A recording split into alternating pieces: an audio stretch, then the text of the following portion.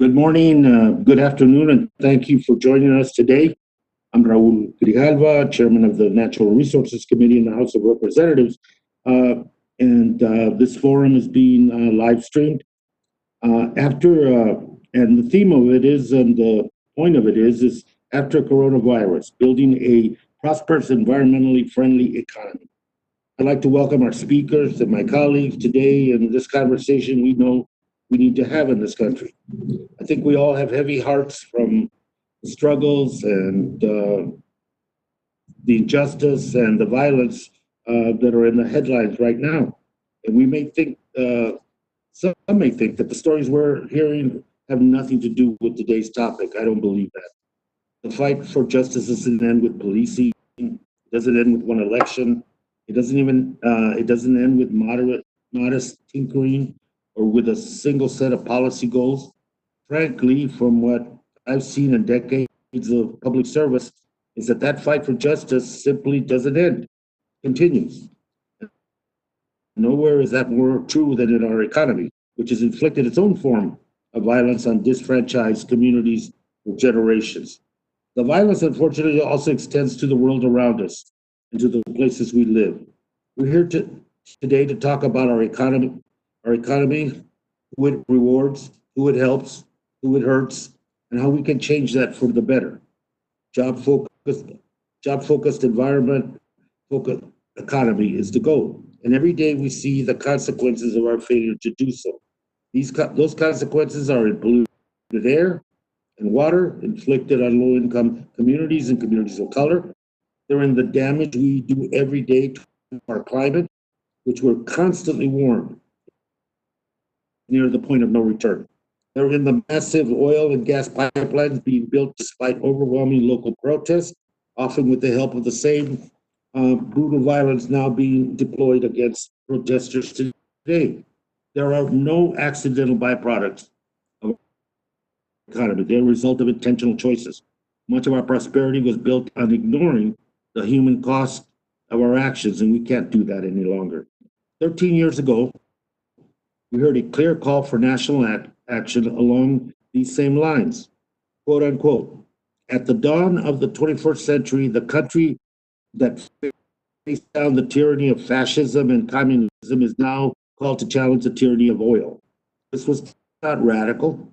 This was Senator Barack Obama speaking to the Detroit Economic Club in 2007.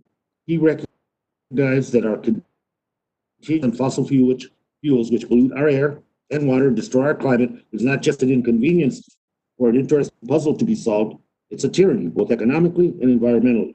In the future, he warned us about traveling from point A to point B means damaging our planet.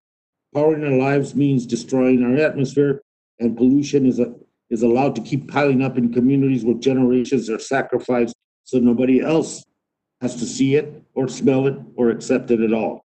We accept the destruction of human lives. We accept the even worsening environmental damage because we've never made the necessary choices. We let the tyranny of oil win. We lock ourselves into a narrow range of possibilities that assumed oil couldn't be beaten and that our children and grandchildren would have to pay the price uh, for our failures. We're here today because we know that the time is coming when it will be too late to change course. We're here today to talk about how we can avoid the future Senator Obama, then President Obama, warned us about. Fortunately, we're not alone. There is an enormous grassroots movement and widespread public support in place. We will advance renewable energy technology, improve energy and fuel efficiency, increase access to public transportation, create millions of good paying jobs in the process. The ideas we're going to hear about today aren't just about our environment, they're about getting America back to work, about building things that make our lives better, about ending the reliance on oil, and building a new, sustainable, and shared prosperity. With that, I'd like to now introduce the speakers. Let me begin by introducing Mr. Ben Fiji. He is the director of the Living Economy Program at the Sierra Club. He has been involved with Global Trade Watch and director Public Citizens Global Trade Watch, in fact, national organizer for Witness for Peace. He has researched climate impacts in India and investigated labor abuses in the Workers' Rights Consortium in Central America. He received his master's in public policy from Harvard's Kennedy School of Government, where he was a public service fellow. He hails from West Virginia and volunteers in support of immigrant-led efforts to resist deportations. It's our pleasure to have you, Mr. Beachy, and 5 minutes are yours, sir, for your statement and comments. Sir? Thank you, Congressman. And on behalf of Sierra Club's nearly 4 million supporters and volunteers, I appreciate the opportunity to speak on today's panel about the need for a bold and holistic plan for economic renewal. And when I say this plan needs to be holistic, I mean it needs to tackle the overlapping crises that we currently face: racial injustice, unemployment, public health, economic inequality, and climate change. And that's precisely the opposite of what Donald Trump is offering. In the midst of a national uprising to protect Black lives, he sends in the National Guard and defends systemic racism. In the midst of a pandemic, he denies there's a problem. In the midst of a crisis, he continues responsibility. Over 40 million unemployed workers, disproportionately Black and brown workers, do not have the luxury to watch and see as they wonder how they'll make next month's rent or put enough food on the table. 3 million businesses expect to permanently close. That means permanent job losses unless Congress passes a stimulus package that matches the scale of this crisis. But Trump continues to only offer us a lazy fantasy that things will, quote, return to normal. Let's be clear, the economic renewal plans that we're all here to discuss today are not aimed at a return to normal. The crisis has laid bare that normal was fundamentally unjust, unhealthy, and unstable. Due to decades of normal conditions, communities of color are more likely to breathe polluted air and thus more likely to die today from COVID-19. Normalcy is what enabled billionaires to rake in over $300 billion in the first 2 months of the pandemic, while over half of all households lost income. And business as normal is what has brought us increasing climate-related storms, droughts, and fires that are only compounding the threats to our health and our economy. On Sunday, Tropical Storm Cristobal made landfall in Louisiana. It's the earliest ever in a hurricane season that we've seen a third named storm. So we have to do better than normal. We need a bold plan for economic renewal, not a return to the unjust status quo.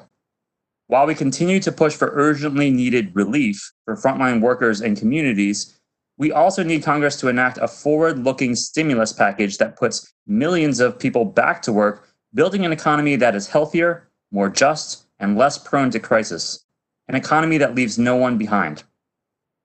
So what could this economic renewal plan look like? Many unions, climate groups, and environmental justice organizations actually see eye to eye on the answers to that question. Many of our groups have already been naming specific shared priorities for a bold stimulus package. The Sierra Club just released a report that compiles 39 of these specific priorities for economic renewal and quantifies just how many good jobs each of them would create. This report is based on a new analysis from the Political Economy Research Institute, whose job estimates helped shape the scope of the 2009 stimulus package. The numbers in the report show that economy-wide stimulus investments could provide family-sustaining jobs for over 9 million Americans every year for the next 10 years, while tackling the overlapping crises of racial and economic injustice, public health, unemployment, and climate change. This plan would support improved health for communities by hiring workers to upgrade our infrastructure and reduce toxic pollution. For example, over 350,000 workers could be employed each year to replace lead pipes and secure clean drinking water. Another 200,000 people could be hired to clean up pollution in communities from the coal mines of Appalachia to the industrial cities of the Midwest.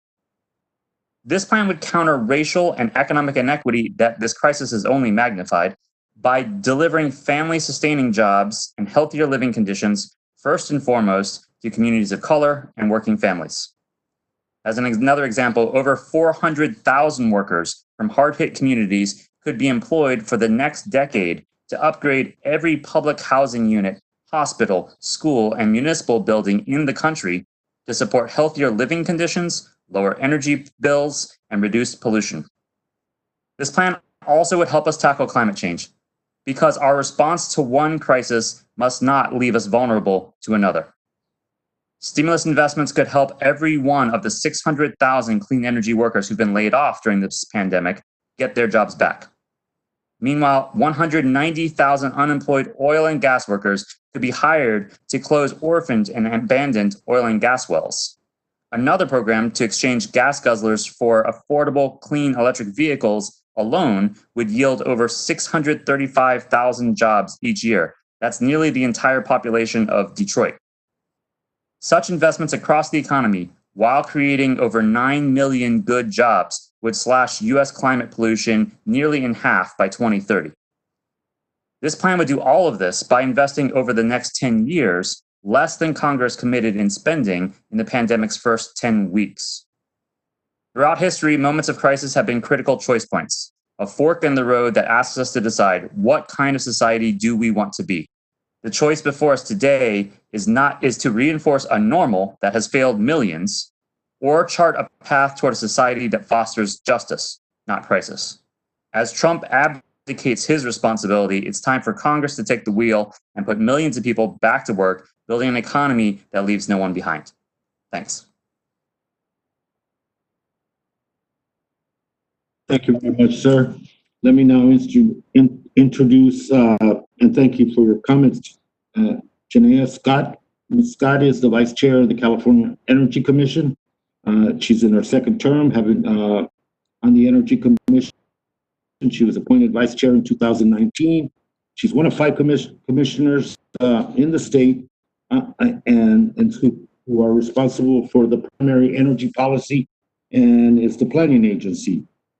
She's the lead commissioner for the commission's research and development portfolio, which includes electric program, investment, change, charge program, and the natural gas research program, and the food production investment program.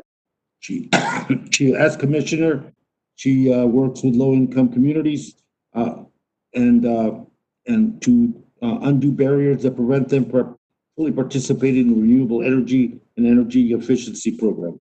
She is, Ms. Scott worked at the Department of Interior, the Office of the Secretary as a Deputy Counselor in Renewable Energy, and at the Environmental Defense Fund in the New York and Los Angeles offices as a senior attorney in the Climate and Air program. She earned her law degree from the University of Colorado Boulder and her Master's of Science and Bachelor of Science in Earth Systems from Stanford University.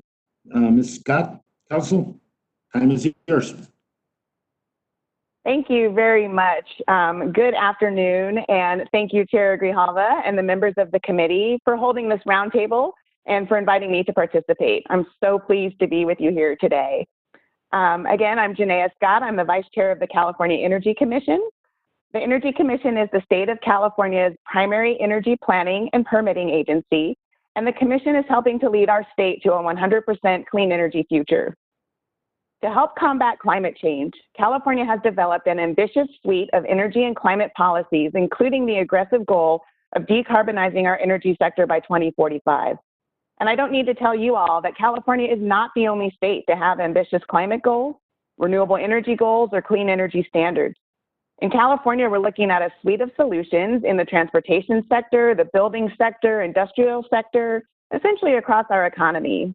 And an important tenet as we facilitate this transition to a clean energy economy, in addition to creating good jobs and ensuring that our energy is reliable, affordable, and secure, is to bring low-income, rural, tribal, and communities of color and others that have been unduly burdened by environmental impacts along with us. In fact, oftentimes these communities can help lead that transition. For these opening remarks, I'd like to address 3 topics. First, I'll provide some examples of how thoughtful strategic investments by the government can accelerate progress on clean energy technologies and how these government investments have the potential to unleash and unlock private capital. Second, I'll highlight the importance of ensuring that low-income communities, communities of color, and communities that have borne more than their fair share of pollution are able to participate in this transition in a meaningful way. Third, I'll briefly make note that there are many state programs that are already up and running and can certainly aid in the creation of sustainable jobs. To my first point, let me highlight an Energy Commission program called EPIC, or the Electric Program Investment Charge.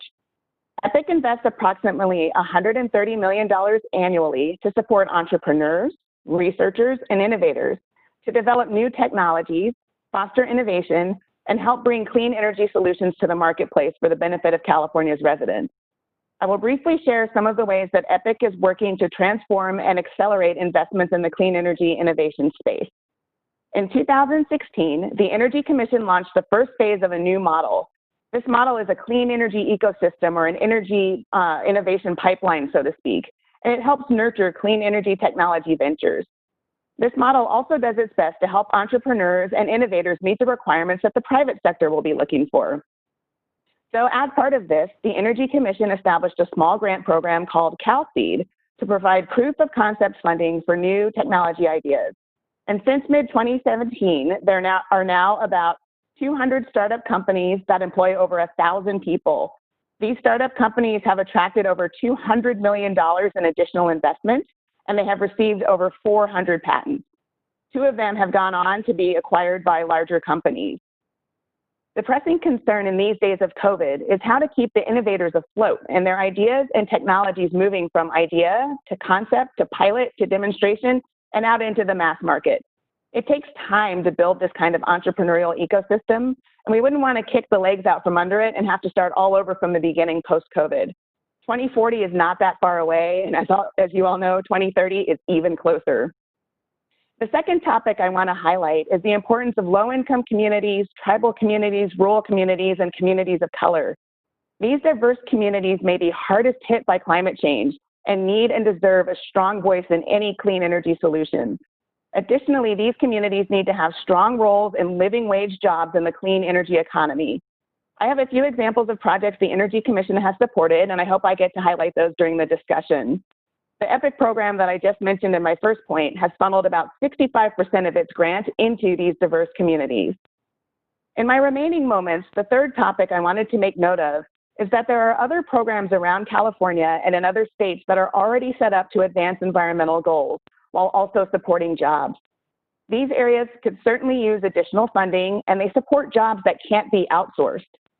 2 examples in California are building the infrastructure for electric cars, whether that's the chargers for plug-ins or hydrogen stations for fuel cells, and increasing energy efficiency of our existing buildings.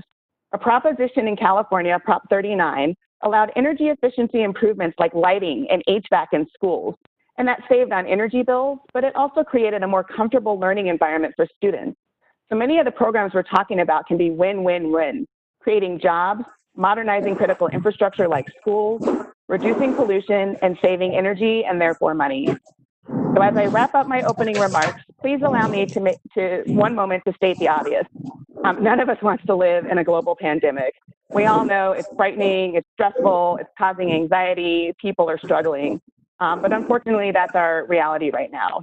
I just want to say that I appreciate your leadership in envisioning not only how we put people back to work, but how we can put them back to work in a way that helps address some of the other stark challenges, like climate change and unhealthy air that we face. So thank you again for inviting me to be here today, and I really look forward to the discussion. Thank you so much. Let me now introduce Dr. Lazio Varro. Dr. Varro leads the Economics and Investment Office at IEA, a Paris-based independent intergovernmental organization established in 1974 by 23 members of the Organization for Economic Cooperation and Development in the wake of the oil crisis. He is responsible for the comprehensive coverage of drivers of investment, investment impact of regulatory and market design measures, as well as energy security and climate change implications of the investment process. He leads an Energy Business Council, the IEA's main engagement platform with the private sector. Until 2016, he held the position of head of gas, oil, coal, and power markets at IEA. And in this post, he was responsible for gas market and supply security analysis. Let me welcome him, and Doctor, the floor is yours. Thank you very much, Mr. Chairman. Ladies and gentlemen, the future of the energy system is profoundly influenced by government policy around the world. Around 70% of energy investment is driven by policy or regulation. In the electricity sector, which is the core of the energy transition, the ratio of policy-driven investment is over 90%. In the United States, the stated policies that are being implemented lead to a significant around billion tons annual emission reduction in the next 2 decades. That's roughly a 20% emission reduction. But with the currently stated policies, none of the major sectors of the US economy are on track for net zero emissions. The US electricity sector is currently converging towards a mixture of natural gas and renewables, replacing aging coal plants, but also low carbon nuclear power.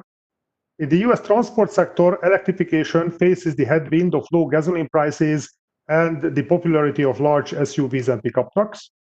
And clean energy deployment in the US heavy industry is still in a very early stage. Globally, the policies that were announced in the years leading to the coronavirus crisis led to improvements in innovation, efficiency, and clean energy deployment, but those were barely sufficient to compensate for the global population growth, urbanization, and industrialization of emerging economies, keeping global carbon dioxide emissions on a stagnating or even slightly increasing trend. The International Energy Agency designed a sustainable development scenario for a rapid reduction of global carbon dioxide emissions based on the latest scientific advice. The most important investment areas for this sustainable pathway are improving energy efficiency and ramping up renewable energy production. In both areas, investment during the next decade would need to double compared to the level just before the virus hit. The coronavirus crisis had a meaningful impact on clean energy investment in every country, including the United States, through 3 main channels. First, social distancing measures hindered project development. The second, very low fossil fuel prices, especially very low gas prices, created an economic headwind. And last but not least, households, municipalities, and small businesses have a strained financial position and a weak confidence which depresses investment. The combination of these factors is especially powerful for small-scale solar projects that require an intense personal interaction. Consequently, rooftop solar deployment in the United States this year is expected to decline almost by half. Given that this is the most labor-intensive renewable energy segment, there is a risk that without policy action, even existing green jobs might be lost, aggregating the unemployment challenge. Overall, this year, we expect a roughly 10% decline in both global renewable deployment and also energy efficiency investment. An ambitious clean energy investment push has the potential to accelerate the economic recovery by furthering environmental objectives. The International Energy Agency has been one of the first organizations to call for this when the virus hit.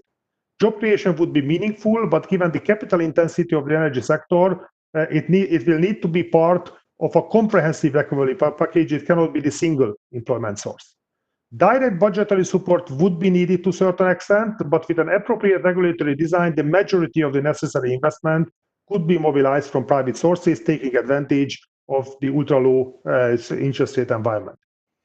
The International Energy Agency has analyzed the lessons from the previous green stimulus programs implemented after the 2009 financial crisis, including by the Obama administration in the United States, and those offer useful lessons for the current policy design.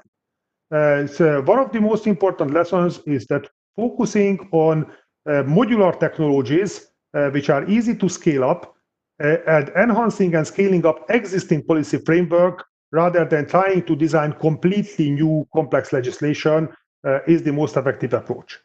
On the other hand, large, complex engineering projects with difficult licensing issues are not well suited for a stimulus. Very often they prove to be not shovel-ready due to their project development lead time. Policymakers need to reflect on the maturity of the technologies and the competitiveness of the industrial value chain. Last but not least, there is an increasing interest in the broader social impacts of the energy transition, including labor intensity and the impact on inequality. So a couple of tangible recommendations that the United States might consider. First of all, scaling up renewable energy investment. The United States has some of the best wind and solar resources in planet Earth, and wind and solar became major technologies. The federal tax credits have a proven track record of encouraging investment. They can be extended and made more predictable. Also, the US might review the legislative environment to facilitate. On the energy efficiency field, scaling up the existing efficiency programs through block grants appears to be the approaches for heat pumps, air conditioners, and similar equipment. We think the electrification of the vehicles is quite effective. Last but not least, accelerating the transformation of the electricity network. Energy efficiency programs could generate demand for construction labor and primarily in the case of renewables, the US has a strong industrial value chain in wind turbines. Solar panels would realistically be imported, but for a US solar project, the solar panels represent less than 1/3 of the added value.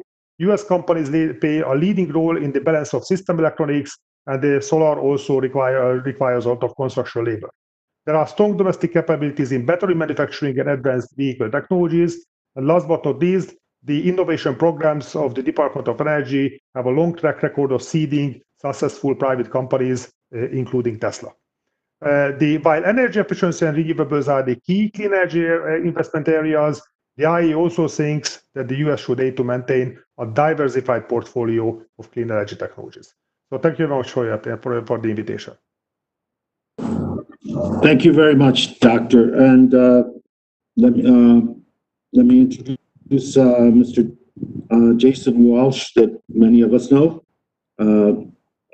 Mr. Walsh has more than 20 years of experience at state and federal levels in policy development and advocacy in a range of issue areas, including climate, clean energy, economic, and workforce development. And as a coalition organizer and manager, Walsh previously served in the Obama administration as Director of Energy Efficiency and Renewable Energy, and as a senior policy advisor in the White House Domestic Policy Council, where he led Obama administration's effort to align and scale up federal investment in workers and communities impacted by the shift away from coal in the power sector.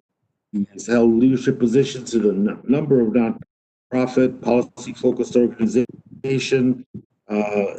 He is including as Director of Policy and Strategic Partnerships at Blue Green Alliance, positions with Green for All.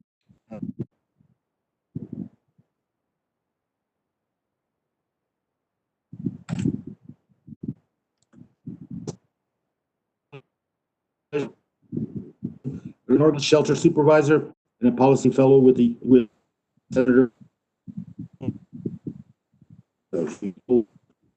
Washington.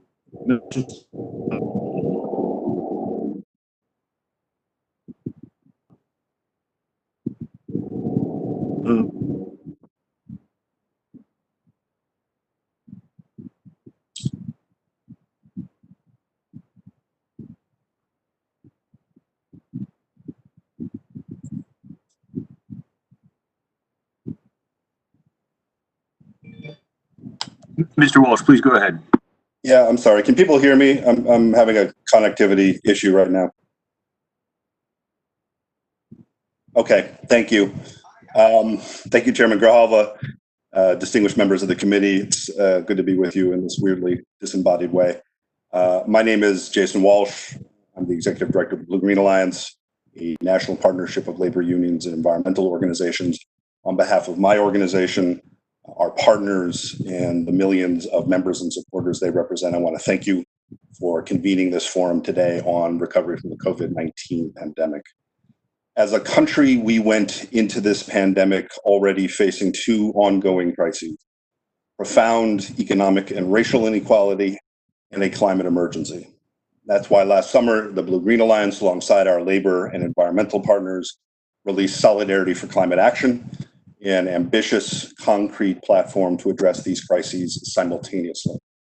This pandemic has cast a very harsh spotlight on all of the parts of our society that already weren't working, highlighting how many people are living paycheck to paycheck and giving us a lesson in real time on how a virus like pollution disproportionately impacts communities of color and low-income people with disease and death. That experience and the events of the last 2 weeks have made it tragically clear that as we try to recover from this pandemic, normal is not good enough. We have to do better as a country. Therefore, an economic recovery should accomplish multiple things at the same time.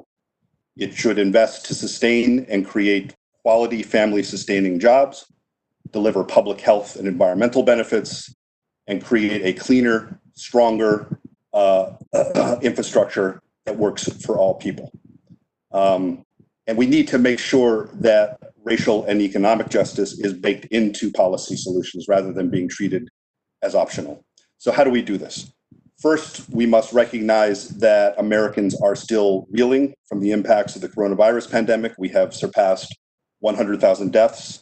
Over 40 million Americans have filed for unemployment. State and local budgets are straining to the breaking point, and workers still lack basic protections to keep them safe on the job.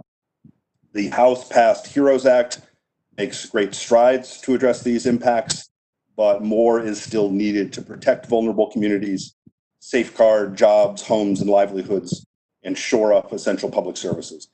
At the same time, we need to start developing legislation for a long-term recovery that prioritizes investment in America's infrastructure, manufacturing sector, and social systems so that we can build a stronger, cleaner, and more inclusive economy for all Americans. I'd like to talk about each of these needed investments.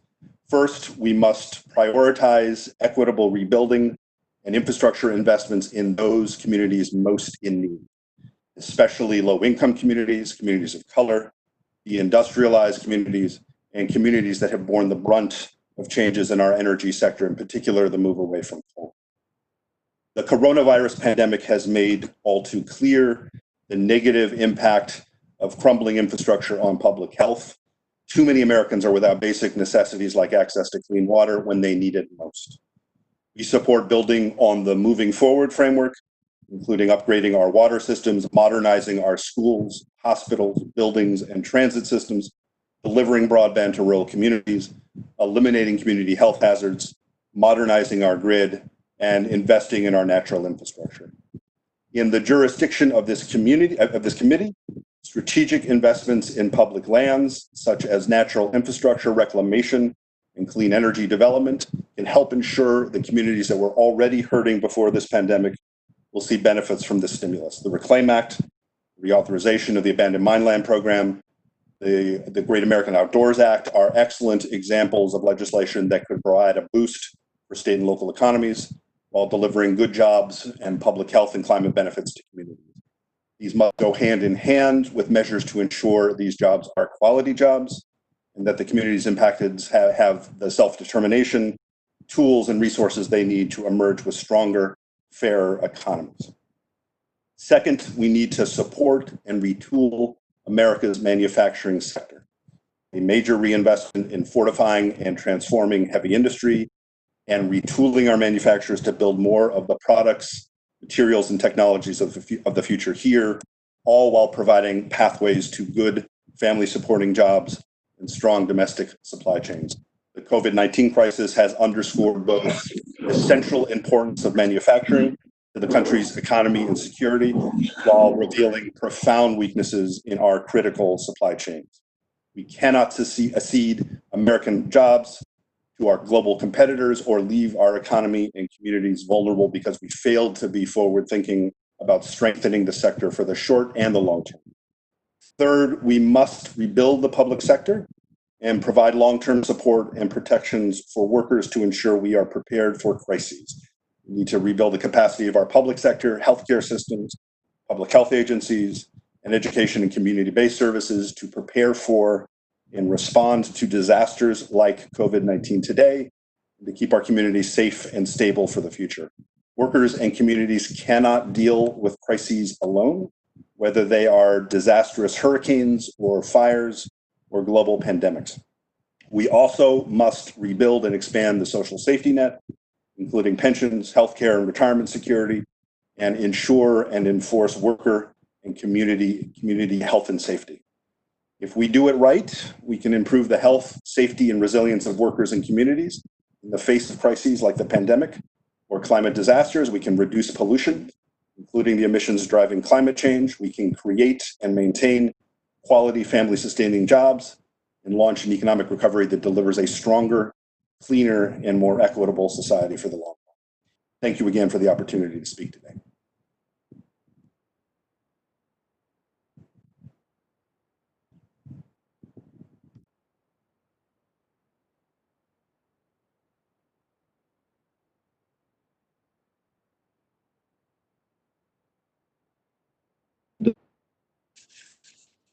The time is yours for 5 minutes for questions or comments. Sir?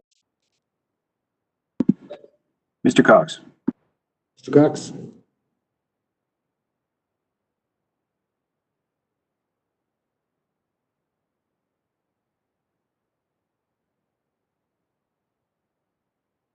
How's that? Well, thanks so much. And I guess the first question really towards to Mr. Walsh is that you may know I represent Kern County here in California, which is really the oil and gas production center of California. And certainly people are concerned about what a transition is going to mean for their jobs. There's certainly concerns where a new oil and gas job is replaced by a clean energy job, but it's hundreds or thousands of miles away. And these workers are certainly embedded in the community. They have families. They can't just uproot their lives and move, drop of a hat. And then, certainly the concerns that the new jobs that come in, the pay isn't going to be the same as the job that they currently have in the oil industry. So how do we really make sure that can you hear me, everyone? Oh, thanks. Okay. How can we make sure that the workers can easily move to a new job in clean energy or that under other industries? And how do we make sure that these jobs are available in the actual communities that they would have to transition away from to the into these new jobs? And how can this economic recovery bring these clean energy jobs to the communities where oil and gas is such an important part of the local economy? And I know that's something that the state is looking at, and I very much appreciate the state's attention to that. Thank you for the question, Congressman. Let me emphasize that most of my experience working on transition issues, at least during the Obama administration, was in coal communities, often in Appalachia. So I don't want to presume too much because I have not spoken with folks in Kern County in your district. And every community has its own challenges. I do think there are some lessons we have learned from coal transition to date that can be applied and replicated in a variety of communities. The first is the importance of investing early and at scale in economic diversification. Right? Communities that have, and again, I'm going to fall back on my greater knowledge of coal communities, but in those communities, particularly in Appalachia, because they had been reliant on a single industry for so long, it narrowed their economic base, and a more diverse economy has needed to be grown there over a long period of time. None of that, unfortunately, is easy, and none of it is quick. It involves investing in entrepreneurs and emerging industry sectors and business incubators and all of those things to try to transform economies that are really struggling. Another lesson I think we learned and continue to learn in coal communities is how difficult it is to replace jobs, in the case of your district, oil and gas jobs, in the case of Appalachia, coal jobs that have paid people a good wage with benefits for many generations.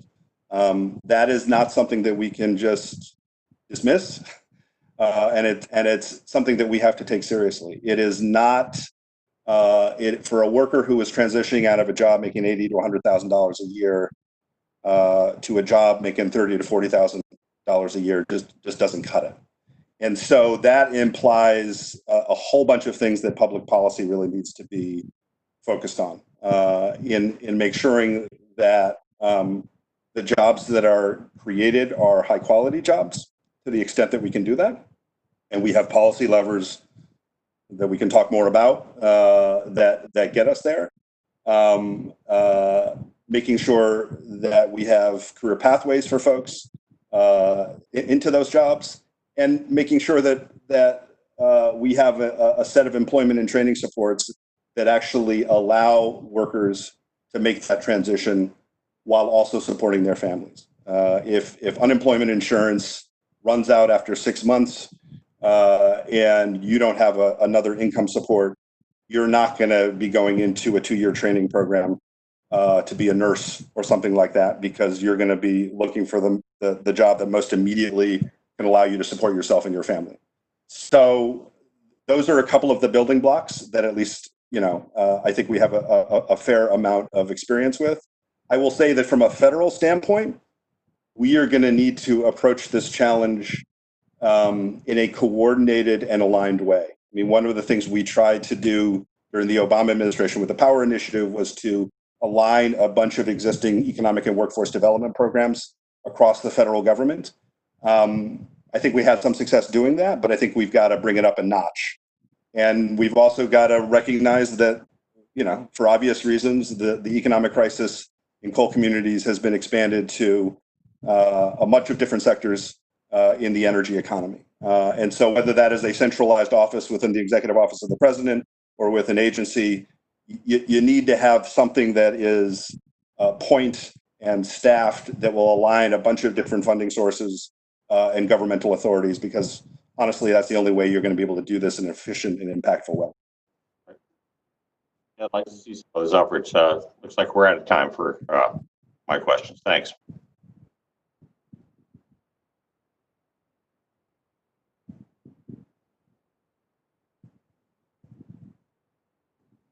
Mr. Huffman, time is yours.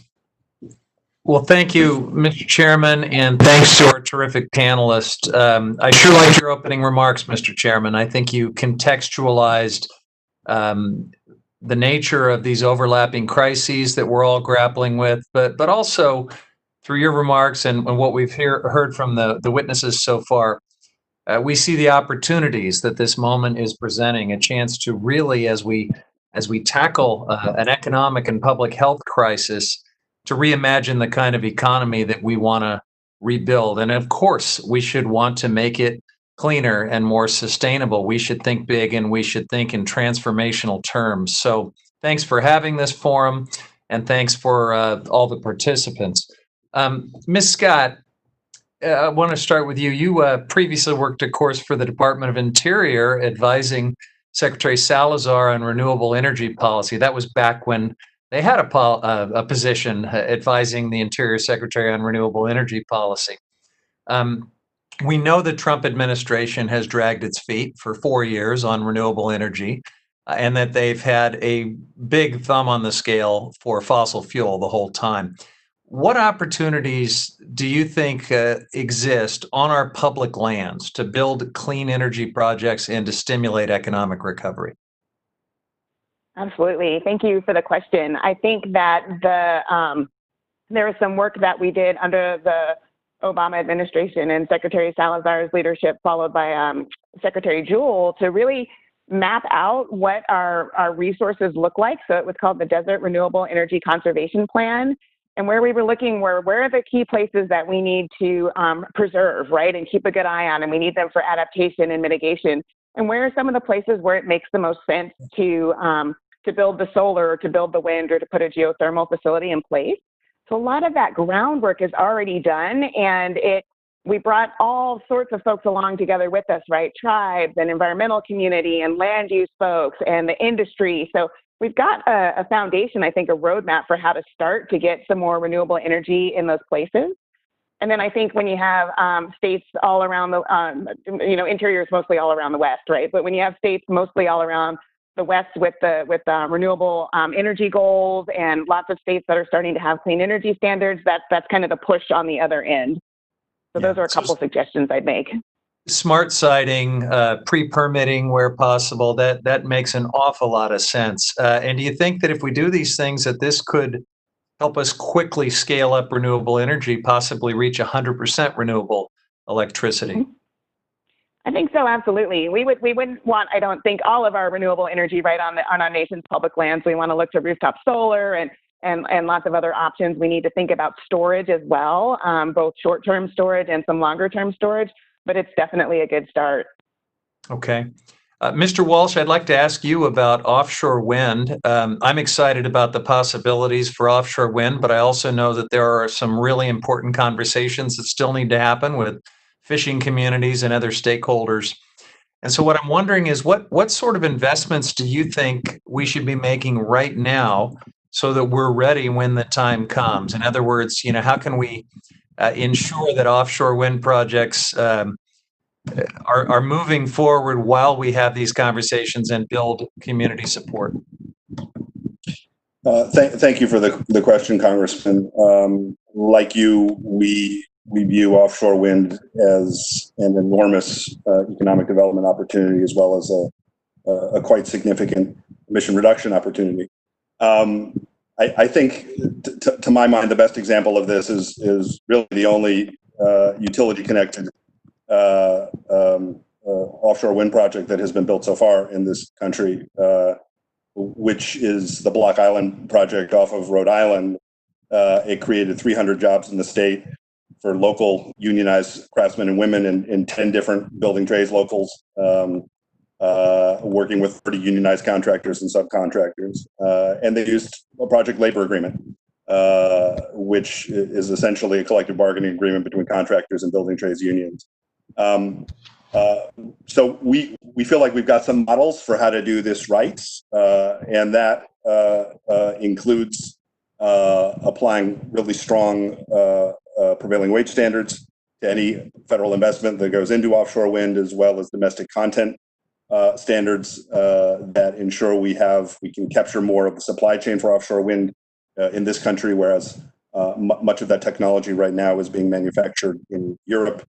There are a number of things that the Department of Interior could be doing right now. I'll defer to others on what the best steps are, but certainly the permitting that needs to happen should be done now, because we have enormous demand for these projects from northeastern and mid-Atlantic states, and the opportunity to, by some estimates, create up to a little over 200,000 jobs per year in the U.S. And those are job creation numbers that, frankly, we need badly in a country and an economy where we're looking at over 15% unemployment.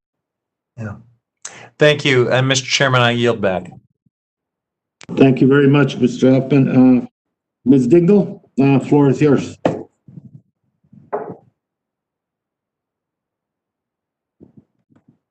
And I thank all of the witnesses that are here today to talk about how we grow the economy and address longstanding environmental and conservation issues. And too many people think you can't do both, and that's exactly what we do need to talk about, and we can do both. With the unprecedented unemployment crisis and economic dislocation that we're currently facing in this country, it's clear that we need to take bold and decisive action to rebuild our nation's economy.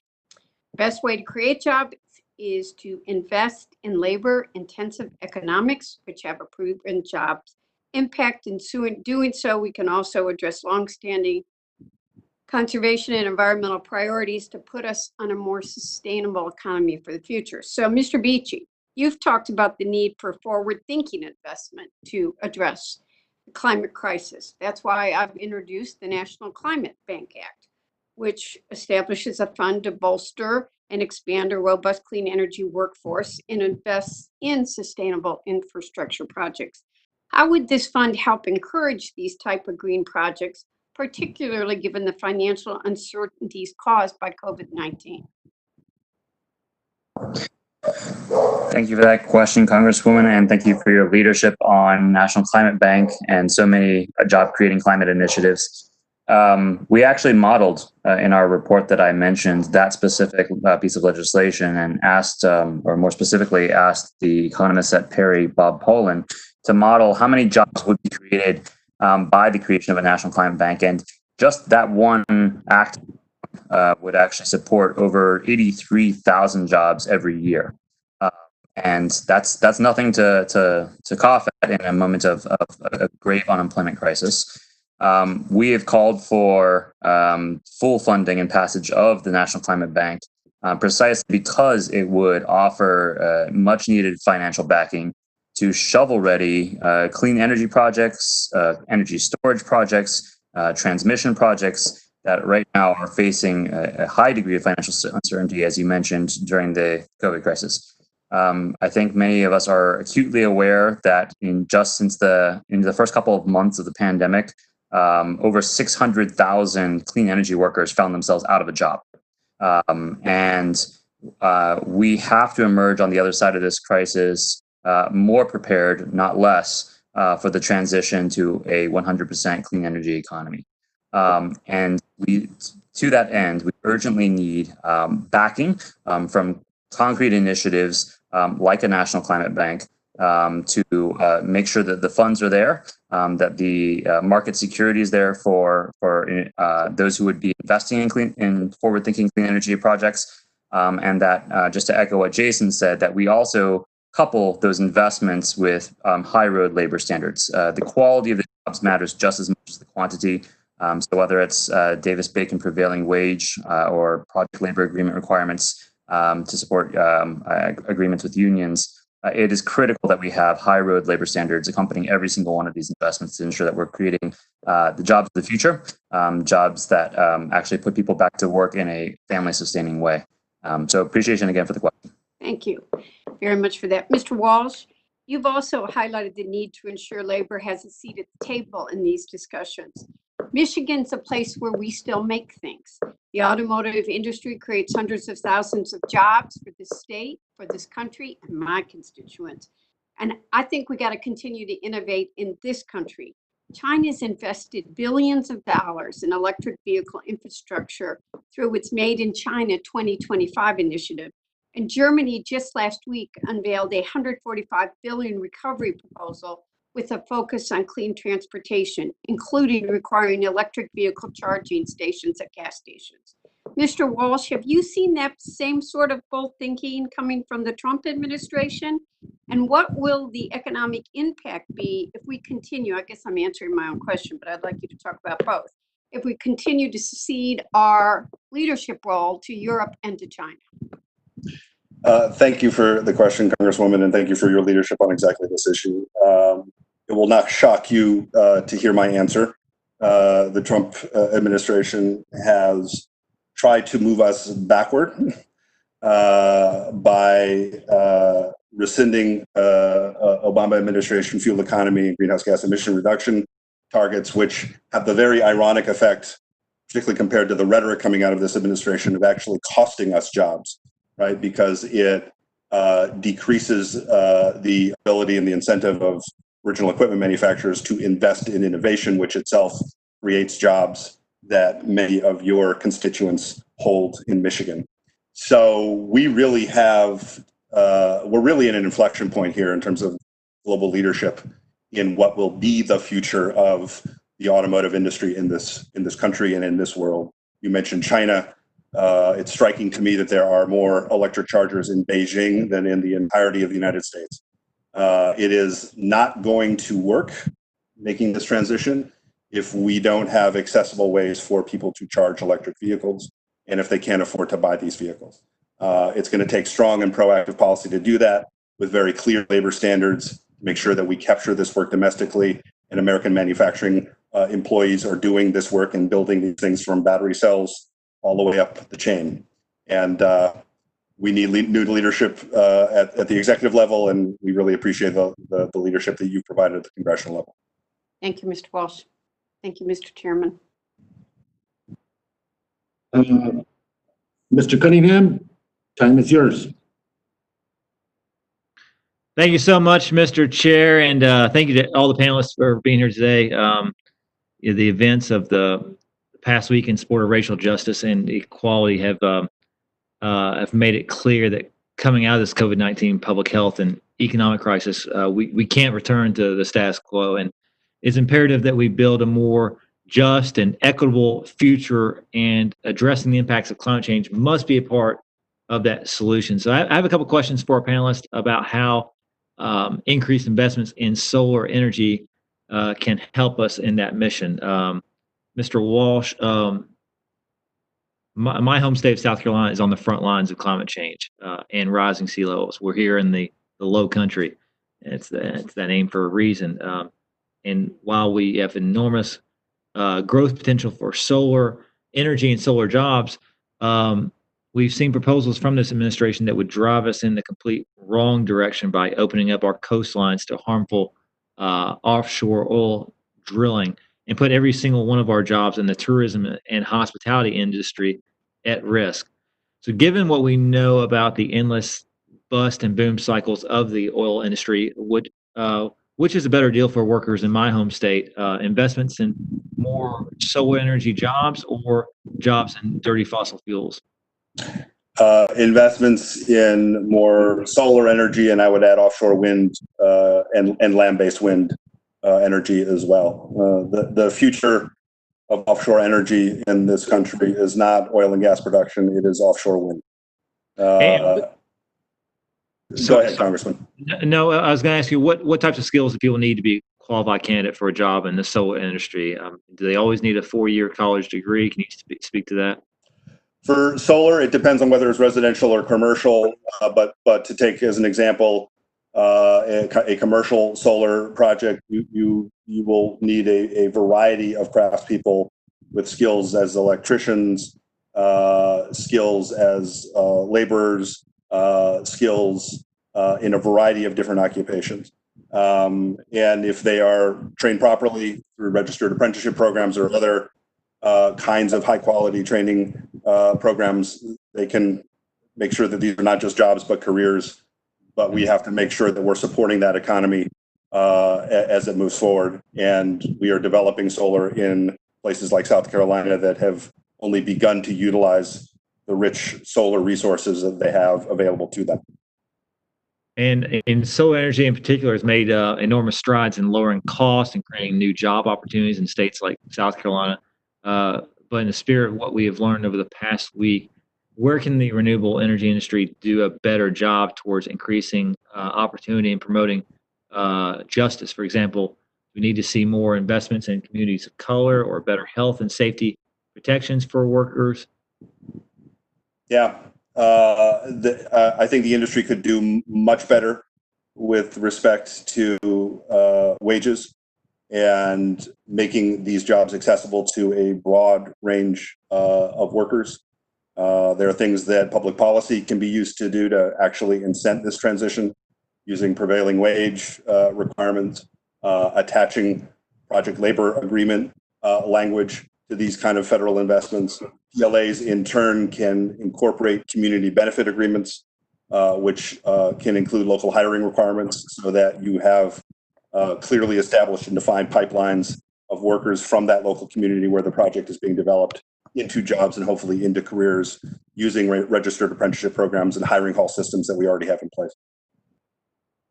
Okay, that's good to know. And I know South Carolina makes a lot of progress in these internship programs and apprenticeship programs. Okay, well, I appreciate your time as everyone does, and thank you so much. I'd yield back. Thank you. Mr. Case, sir. Thank you, Mr. Chair, and thank you for this hearing. Good to see all of you and my colleagues. The point of this hearing is, after coronavirus, how are we going to build a prosperous, environmentally friendly economy? And it struck me as I was listening to all of you that in large part we could have had this hearing and this discussion before coronavirus. And so that leads me to this question. What has actually changed in terms of our direction towards an environmentally friendly economy, a non-fossil fuel economy? What silver linings in a tremendously devastating pandemic of coronavirus have been revealed in some way, shape, or form? What weaknesses do we know now are starkly facing us just right there? What opportunity does coronavirus provide us to highlight any particular areas? And there are a couple of areas that occur to me that I just would love your input on. I mean, I think the first one is climate change, because ironically, we've seen less greenhouse gas emissions, at least for the last couple of months, and so obviously that's a snapshot in time. That doesn't mean anything other than that we can in fact change it. And then the other area that occurs to me is where Rep. Cunningham was going, and others, which is what specific job opportunities are opened up because of coronavirus and the need for economic recovery. And then the final thing that Mr. Walsh was really getting at, what supply chain weaknesses has this revealed? We know that we have to, decouple in some way, shape, or form from major manufacturers such as China in a post-coronavirus world. But where does that impact the actual, non-fossil fuel economy future that we're all seeking? So, what has changed? What opportunities are there from coronavirus? What lessons? What new possibilities? And I just run the list. Perhaps I'll just start with Mr. Walsh briefly, because I'd like to get all four of your comments just on the supply chain. What's changed? Well, to your question, Congressman, you mentioned what we've learned. I think we've learned how important it is to have critical supply chains in this country, right? So the glaring example, I think, over the last several months has been our inability to produce personal protective equipment for workers who are essential and keeping us safe and fed and well throughout this crisis. Correct. In terms of the renewable energy economy specifically and growing that in supply chain wise. Yeah, there are a range of renewable energy technologies, from wind to solar to combined heat and power, that we could be building more of in this country. I mentioned offshore wind, where we're seeing over 30 gigawatts of demand already created in the Northeast and Mid-Atlantic. We need to be building more of those components here in this country. Congresswoman Dingell was talking about automotive. We don't do nearly enough of the electric vehicle supply chain here in this country that we could be doing at every link of that supply chain. So those are just a few of the examples. Okay, great. Ms. Scott, what's changed? Yeah, I would say that there's so it's California. We've always kind of had that strong focus on climate and putting in place solutions. So I don't think that has wavered at all during the COVID crisis. So in California, we've been able to demonstrate also that you can continue to grow the economy while you're ratcheting greenhouse gases down. And I think we will continue to show that. I think a couple of the things that pop to my mind on the climate side is the wildfires that we're suffering from in California, and thinking about how do we harden our system, how do we make sure that we're putting in place things like solar and storage that might help a community that's at the end of a transmission line stay online. For example, when we're going through these kind of discussions about whether or not lines need to be de-energized in order to prevent wildfires. So some of those technologies I think can help in that space. And I think with the supply chain weaknesses, what we need to do is make sure that the parts of the supply chain that we do control are within the essential workers area, right? Because what happened with some of the grants that we oversee, and these were really more research focused as opposed to within the supply chain, right? Like Proterra manufacturing electric buses or something like that. But a lot of our folks need to be able to go into the lab to prove out some of the technologies and the things that technologies that they're trying to demonstrate. And all the labs are closed.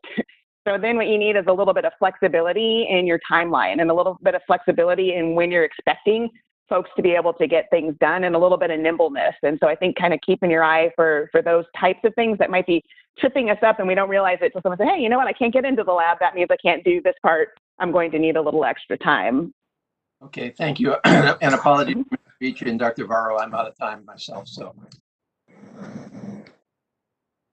Mr. Kasem, if the other speakers would want to also respond to Mr. Case's question, please do.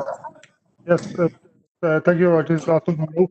I would highlight briefly three things where I think that specifically the virus crisis had a significant role. One is it highlighted the unique importance of the electricity system. During social distancing, electricity security played an essential role in maintaining economic activity and also social cohesion. So I would think that one of the lessons is certainly that investment into a robust and resilient electricity network should be a priority area. But also a lesson from electricity is that much weaker electricity demand with the same wind and same sunshine suddenly brought a much higher than expected share of renewable energy into the power system. And what we observed from California to Denmark, that electricity system operators have dealt with that higher share of renewables in professionally and without jeopardizing electricity security. So I believe the lesson from this is that even as electricity demand picks up with the economic recovery, we can move with a dynamic growth of renewable energy. The second important lesson is that we see a much stronger emphasis on the labor market impacts of energy policy. Different clean energy technologies can be quite different in their labor market impacts. So not all clean energy technologies have the same job creation. And I think it's fair to say that policymakers around the world are paying much stronger emphasis on optimizing also on the labor market implications. Last but not least, we also see important social and behavioral changes unleashed by the virus. It is possible that a substantial number of people will continue to use video conferencing instead of business travel and continue to homework instead of commuting to work. But there is also a clear evidence from cities that are reopening of people being reluctant to return to using public transport, and they rather drive their cars. So I believe one of the important lessons from this virus is that the electrification of the car fleet, which enables people to commute by car without carbon dioxide emissions, is even more important than it used to be. Yes, thank you for the question, Congressman. I would say one of the main things, one of the most important things that has changed is that injustice has been magnified. And to be clear, the injustice has not changed; it's long-standing, but it's impossible. It should have always been impossible to ignore. But at this moment of the multiple crises that we face, hitting the same communities repeatedly and subjecting them to high mortality rates, high unemployment rates is alarming. And just to give a couple of examples, to look at the COVID death rate and not notice the disproportionate deaths that African Americans are facing in this public health crisis would be to not look at the data. It is a health crisis that is subjecting African Americans to high mortality rates. And I think that has helped more people understand that you quite literally cannot tackle public health without tackling racism. You cannot tackle the climate crisis or the unemployment crisis without tackling racism either. We know now that the COVID-19 deaths, one of the reasons that Black and Brown communities are having higher death rates is because of disproportionate exposure to air pollution through decades of environmental racism. And so we have to address these root injustices. And the plans that we've talked about today would do just that through clean transportation, through clean energy investments, ensure disproportionate health benefits for those same communities that are disproportionately hard hit in the current crisis, and also create disproportionate jobs in those same communities. And the second thing, just to really echo what Jason said about manufacturing, of the 9 million jobs that would be created through an economy-wide economic renewal that I mentioned, over 1 million of those are in manufacturing. And we get there by using Buy American and other domestic content standards so that more workers can see themselves in the transition to an equitable, healthier economy through the creation of family-sustaining jobs, including in manufacturing. Thank you. Thank you very much. Thank you, Chair. Thank you, Mr. Keith. Mr. Lowenthal? Sir? Yes, Mr. Chair. Thank you, and thank you all the witnesses and for holding this hearing and all my colleagues. Recently we held on the EMR subcommittee a hearing or a town hall, maybe a virtual forum on abandoned coal mines and how often oil and gas wells, how they pose a risk to public health, to safety, and to the environment. Question I have is, how can these degraded lands Mr. Walsh, be part of an approach to solving climate change and helping communities transition their economies? And do you believe that cleaning up abandoned hard rock mines is a really an untapped or another opportunity to move economic development forward? Absolutely, Congressman. Thank you for the question. Hard rock mining reclamation is an enormous untapped opportunity. We have far too many hard rock mines, and particularly the water table pollution that they have created, that could be fixed with great outcomes for the communities that live around those mines and rely on those watersheds, as well as the jobs that are created in that reclamation. What I think is often not appreciated is that reclamation jobs are very similar to heavy construction jobs. You're often moving large amounts of earth, right? And in different parts of the country, that creates living wage jobs for people who need them badly, particularly at this moment in time when so many of them are not working. The reality is, and it's somewhat ironic, that some of the damage that we have inflicted on our natural environments, which needs to be cleaned up, which is an enormously high return on investment, would also provide a badly needed source of job creation and economic stimulus at a time when we need it very, very badly. Thank you, Mr. Walsh. Ms. Scott, I want to follow up on the previous issue about racism. And I know that you lead the commission's efforts to reduce barriers that prevent low-income communities from participating in renewable energy and energy efficiency programs.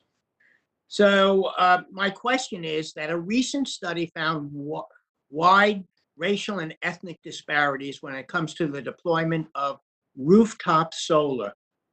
Those communities that are majority Black or majority Latino have significantly less rooftop solar than other communities with similar rates of home ownership and household income. First of all, does this study reflect what you've seen in your work in California? And what do you think accounts for this disparity in rooftop solar? And how is the California Energy Commission working to overcome these barriers?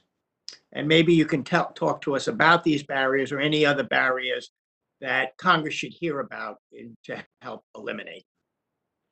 Yes, thank you for the question. The Energy Commission did do a study. It was a couple of years ago to really try and identify the barriers for low-income communities, as you mentioned. And one of the challenge in low-income communities, especially in the rental market, is the housing stock is older and it's not as stable. Your roof may not be stable enough to actually put rooftop solar on top of it, right? And so then what you need to do is work closely together with someone like Grid Alternatives and Habitat for Humanity to strengthen up the roof. Then you can put the solar on top. And so it's an additional challenge that we need to work on together. We also found that the messengers make a big difference. So you would like to hear about rooftop solar from one of your neighbors or someone at your church or someone that you know and trust versus a solar company that may just be there to sell you something. You don't know if the price is right. You don't know how or when they're going to install it. And so having a trusted messenger a lot of times makes a big difference. And also the language barriers. So many communities are not English speakers as their first language. And so making sure that we're presenting information to communities with trusted messengers in a language that they can understand is one of the really key parts. And then I think also, again, making sure that the housing stock, right, so is sturdy enough. The actual roof is sturdy enough to put the solar on top. So those are a couple of the things that we found. We continue to work in this space. We want to make sure that when we're giving out grants, we're working closely with communities. So we've worked to do some advanced energy communities. And the idea would be these communities would be zero net energy overall, but that means that you might have a small community solar field instead of solar on top of all of the houses, but you still kind of get to that place where you're zero carbon, where you are creating as much energy as you're using. So there's some creative ways also to come at it that aren't just putting solar on top of every roof, but bringing along folks to make sure that they can have a meaningful solution in their community. Well, thank you. I think you've identified a very important issue, and I hope that Congress can work with the Commission to improve the ability of lower income communities to really have the same access as everyone else. Thank you, and I yield back. Chalka, time is yours, sir. Thank you, Mr. Chair. Can you hear me? Thank you, Mr. Chair, and thank you to the witnesses for providing your expertise on a topic that I find crucial for the future of our nation. In 2018, advanced energy employment grew twice as fast as overall United States employment. However, the clean energy sector has been hit hard by COVID-19 shutdowns. It is crucial that we regain clean energy's pro-pandemic economic momentum, both to ensure that we meet the climate goals that science demands of us, and to ensure that the post-COVID economy is stronger and more competitive than the pre-COVID economy. So, Mr. Walsh, I appreciate all the work that the Blue-Green Alliance and its partners, including Sierra Club, have done to unite labor and environmental stakeholders. Your solidarity for climate action plan shows how a green economy and a strong economy are one in the same. I'm hoping you can show us how this might apply to our COVID-19 economic recovery. So the manufacturing sector creates thousands of robust middle-class jobs, and your framework talks about how a green recovery should reinvest in domestic manufacturing. It states that, and I quote, "A comprehensive national commitment to sustainably manufacture the next generation of energy, transportation, and other technologies in the U.S. will fully capture the benefits to workers and communities." So with that, can you discuss how the federal government can promote the creation of these industries and subsequently grow the jobs? Thank you for the question, Congressman, and thank you for all of your work on exactly this topic. I think there are a couple of ways of talking about this. First, there is the manufacture of technologies and products that can be made in this country, are already being made in this country, but which, if we scale them up, can be exported to the world, right? Which is inexorably moving in a low carbon direction. We've talked about that a little bit already. I do want to emphasize that we should also be talking about heavy industry, right? And in particular, energy intensive manufacturing. And there is legislation that you have co-sponsored and others of your colleagues that moves this country necessarily to try to decarbonize some of these energy intensive manufacturing subsectors that essentially create the building blocks of modern life, right? Steel, cement, chemicals, glass. We are falling behind the rest of the world here. Most of the most innovative, lower carbon technologies for energy intensive manufacturing are right now being piloted and demonstrated in the European Union or in China. And it's because they have policy regimes in those countries that support that, both on the demand side, in the case of the EU having a carbon price, but also large scale public investment, often from sovereign wealth funds, in the capital investment that is required to make these kind of transformations of industry in what are, after all, very capital intensive plants and subsectors. So there are various pieces of legislation out there to do this, but really we need to be making a commitment as a country to developing a comprehensive clean technology manufacturing and industrial transformation strategy. And we're going to need leadership not only from Congress, but from an administration to actually get that done. Yeah, and I'm imagining that this would also respond to the weaknesses in the American supply chain. Exactly. Strengthening the American supply chain, making those products and technologies here goes hand in hand with an economic recovery that provides jobs for Americans and pathways into the middle class.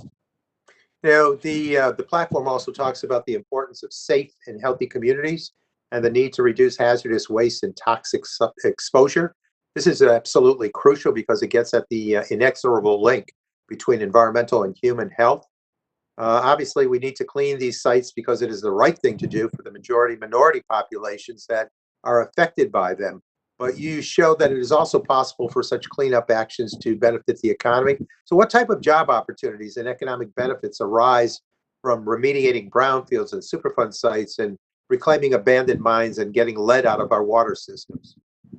Oh, well, they're significant, both in terms of human health impacts, but economically, what I think is often not fully appreciated is how a polluted site effectively functions as a ceiling on any kind of meaningful economic development in that community, whether it's a brownfield in an urban area or abandoned coal mine in a rural area. You are not going to be able to develop that community in a more sustainable way if their water system is polluted, as an example. So between that and the fact that just doing that cleanup creates jobs in a broad cross section of occupations that can provide meaningful work for a broad range of workers makes those kind of investments an enormous win-win. Yeah. Well, thank you very much. And Mr. Chair, I yield back and I thank you for hosting this hearing. It's absolutely valuable information. Thank you very much. Let me ask the four speakers kind of related question. One having to do as we go forward and talk about how we define recovery and rebuilding and the points that were made today. The one point is that rebuilding from our current low point that we're at right now, investing in labor intensive rather than capital intensive economic sectors. Two of you mentioned that as a critical issue. And because as we rebound in the renewable energy and other issues and the government investment that has to go into that, and there has to be a government investment in this. I also bring up the tax breaks, subsidies, and support that government has provided to the fossil fuel industry for ever. And as such, those tax breaks being reprogrammed to support a labor-intensive sector as opposed to a capital sector. Your response to that, both the need for investment and the source, to some extent, the source being those tax subsidies and tax breaks that are provided to fossil fuel, and the points about why this labor-intensive strategy is essential in this rebuilding. Anyone, or all four? So this is Laszlo Varro, and this is a very important issue, Mr. Chairman, and I'm pleased to say that next week the International Energy Agency is going to publish a special report on a sustainable economic recovery, explicitly linking the energy transition with the employment recovery. And our analysis suggests that the policymakers might consider adjusting energy policy to important considerations, because the different clean energy options have different job creation opportunities. And for example, within solar energy, the large utility scale solar projects and the small scale rooftop residential solar projects are at the two opposite edge. There is a significantly more labor input to residential solar projects. You need to hire carpenters, you need to hire electricians who climb on the rooftop and install the project. Very similarly, we see a significant employment opportunity in retrofitting existing buildings. Both in terms of the construction work, and also I would highlight two important technologies where the mass manufacturing creates important job opportunities. One is electric heat pumps for building heating, replacing gas, and also ultra-efficient air conditioners. In the United States, almost every building is air conditioned, but there's a massive potential to replace the old air conditioners with efficient air conditioning equipment. Also, we see a very high labor intensity in the type of construction-related activities which are infrastructure-related. The United States will significantly increase investment in the electricity network. The current electricity network of the United States is not suitable for supporting a high renewables energy, low carbon economy. And also, there are several major cities which try to create a more bicycle-friendly, more walking-friendly infrastructure in urban spaces, and creating those infrastructure is also a significant job opportunity. On the other hand, we also found that projects which might be very desirable from purely an energy point of view are too capital and too technology intensive very often to have a large rapid job creation. So basically, this is also a reflection to one of the previous speakers, that in order to optimize on job creation, the previous energy transition strategy will have to modify it somewhat. Thank you. And thanks again for the question, Chairman. Just building on Dr. Votto's comments, it happens to be that some of the most labor-intensive investments that we should be championing in building a new economy are those that fit within the jurisdiction of this committee. Restoring our lands, as Jason alluded to, is a very labor-intensive prospect and an essential project of the transition to a clean energy economy. In the economic analysis that we commissioned, actually some of the highest job creation per $1 million spent ratios, the highest bang for your buck in terms of job creation, came in the restoration of lands. Whether that was cleaning up Superfund sites in urban areas and brownfields, restoring abandoned coal mines, hiring local workers to restore wetlands and forests that shield communities from climate change. And so, yes, those are among the examples that actually fit within the jurisdiction of this committee to really make a down payment on a clean energy economy. And on your second question, Chairman, about the funding, it's no secret that the fossil fuel industry, the oil and gas industry, and coal industry were struggling long before the coronavirus through a lot of malpractice and betting on the past rather than the future. So why would we continue to prop up an industry that is not only contributing to the air pollution, that is contributing to increased deaths in the moment of this pandemic, also contributing to the climate crisis? It's also just an economically unsustainable, in addition to being environmentally unsustainable. Or we could, of course, invest in the clean energy economy, which, as was mentioned, was a growth economy. It was one of the fastest growing sectors of the economy before the coronavirus hit. So really, we face a choice here to either continue to bail out corporate polluters and double down on climate vulnerability, or put a down payment on an economy that offers communities climate resilience.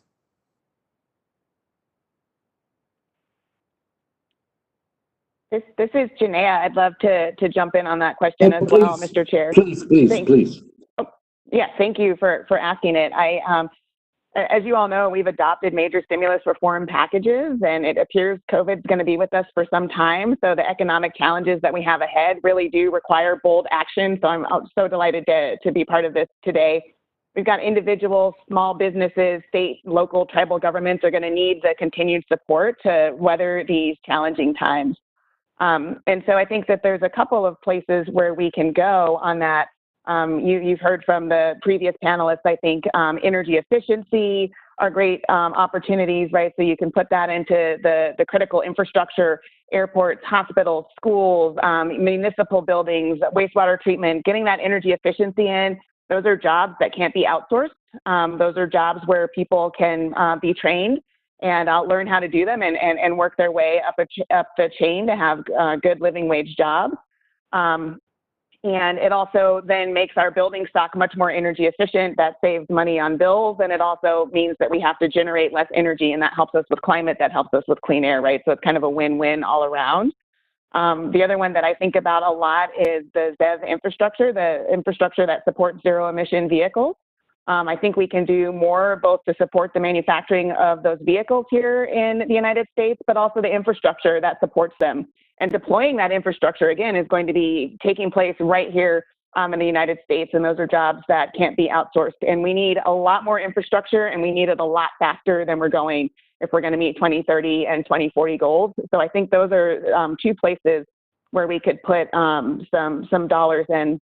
And then I also think one last thing, the Energy Commission has developed kind of this energy innovation ecosystem that I talked about. And what we really try to do is nurture great ideas. So we start out with a very small grant in a small a Cal Seed program. And once you've gotten that grant, you can competitively get awarded follow-on funding so that your most promising technology goes from that early stage development right up to the next stage. Then we give people the ability to get engaged with manufacturing and production so that you can get that best of class innovative technology to low rate initial production stage. And you go from there to a program we have called Cal Testbed. And so that provides startups with access to one of nearly 30 testing facilities throughout California. So people can test the infrastructure, they can use those resources. And then you put them into an incubator, right? Or into an innovation cluster that helps get that technology out into the market. And so that's how we kind of get that clean tech energy pipeline. And I think that there's lots of investments we can do from there. Again, we have about 200 companies in that space. They've brought along $200 million of extra funding and already gotten 40 patents. So when we're looking at how do we do the future, 2030, 2040, 2050, these entrepreneurs are the folks who are getting that going, and they're thinking about these ideas right now today. Thank you. Thank you very much. And let me thank my colleagues. Our time is done for this year. And to the speakers, thank you so much. And I think your comments and the expertise that you presented to us is very important as we go forward. And I think Mr. Huffman said it, and many other colleagues, as well as all of you, that status quo is not going to do. And it's how we make the transition and how we're smart about it and how we use this opportunity as a significant building block for the future. I think that's the task ahead for this committee and for Congress as a whole. So thanks a lot. I really appreciate it. Things that I had not focused on, the Bureau of Reclamation as a source not only for what the topic today, but also as a source of major employment going forward, looking at the kinds of investments that we have to make in the future. And the point being that with public lands and waters, the jurisdiction of this committee is such that our impact could be very, very significant going forward with public policy. So thank you a lot. And the forum is over, but thanks to the speakers and to the colleagues for being here. Thank you very much. Thank you. Thank you. Thank you. Thank you.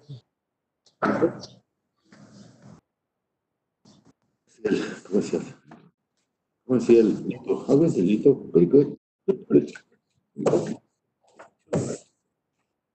All right,